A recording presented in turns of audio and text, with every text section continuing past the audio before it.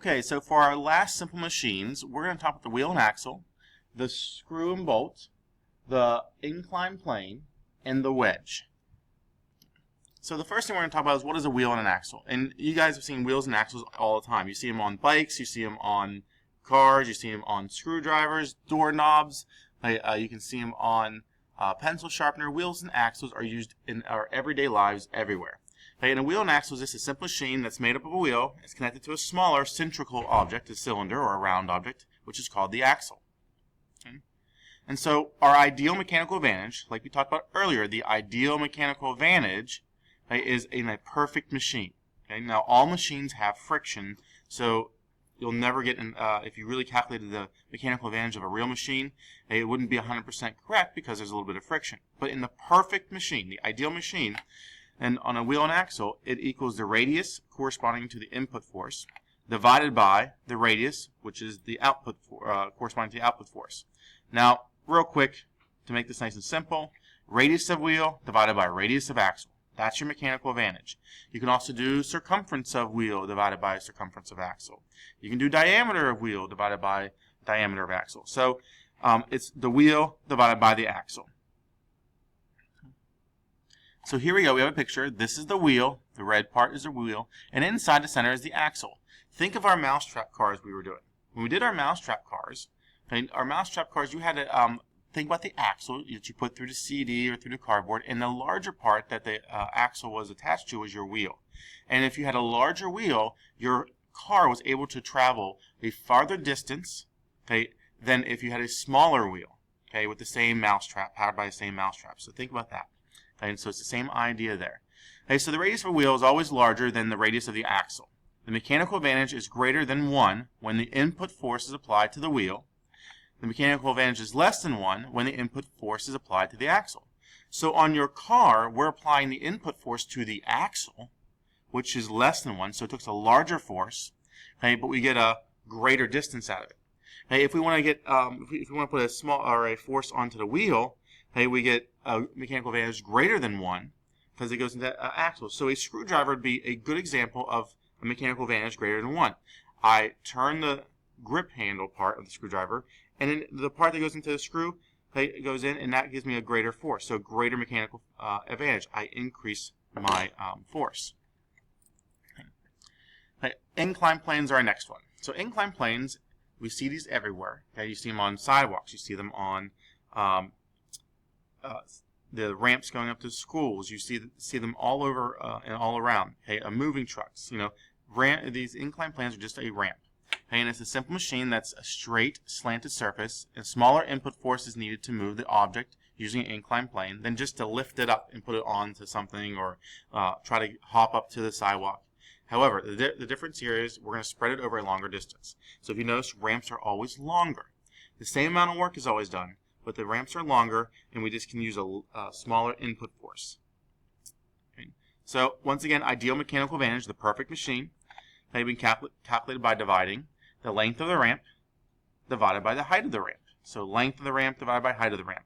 That's all there is to the ideal mechanical advantage of an incline plane. So here we go. Good example. Okay, what are incline planes? Okay, this is a ramp going up to the truck, and he can move this barrel by, rolling it up or pushing it up a lot easier than trying to lift it from the ground onto the truck. Okay, same work. Because the distance lifting from the ground to the truck would be the same, or would be shorter, but it would need more force. Where the ramp, you need less force, but you're increasing your distance. So you're spreading the work out over a larger period of time. So once again, when you push something up the ramp, you are using an inclined plane. And we're going to go on to wedges. Now wedges you see these all the time. Most likely you've seen them with your knives. So knives at home is a wedge. If you have an axe, that's a wedge. And a wedge is just a pair of inclined planes that move. They have one thick end and one thin end. Wedges are used to cut or split objects. So this one's really similar. The output force of a wedge is greater than the input force, but the output force applied through a shorter distance. Okay, the longer and thinner the wedge is, and this is the key part right here at the bottom, the longer and thinner the wedge is, the greater the ideal mechanical advantage. Okay. Right, so here's a wedge. Okay, real quick, this is the width and this is the length. So the length is going from this part all the way up the side here to that. That's the length. Your input force goes on the top. Okay, so I know it's a sideway picture, but when I was a kid, I used to use these to split wood because we didn't have a splitter or anything. But when I had to split wood, my father gave me a sledgehammer and a wedge, and you put the wedge on the top of the wood, and it would split it. And the output force is on the sides of the wedge, and the input force is at the top. And so chisels, axe heads, knives, blades are all wedges. Okay, last thing is a screw, and the screw is very, very familiar to most of us. Screw or bolt, and a screw is an inclined plane that is wrapped around a spiral or in a spiral around a cylinder, and it's basically, like I said, an inclined plane. Okay, we're going to get more mechanical advantage out of that than maybe a nail. A nail is like a wedge. Okay?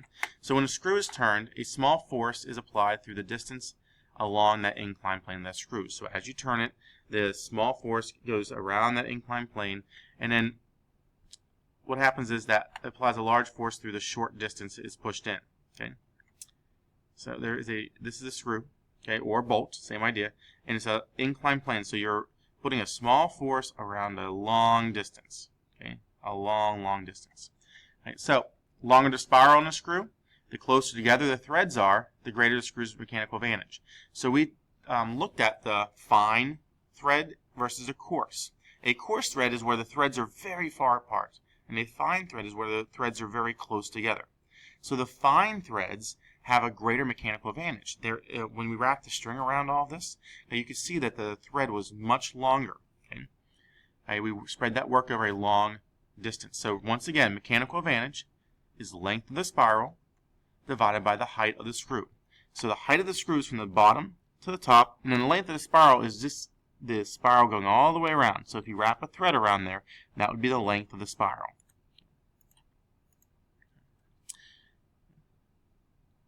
All right, that's pretty much it. This is our this is just a lab or a video on levers and pulleys, the science of Imagineering. If you feel like watching that again, you can. Our next class will be review, and then we're going to get ready for the test.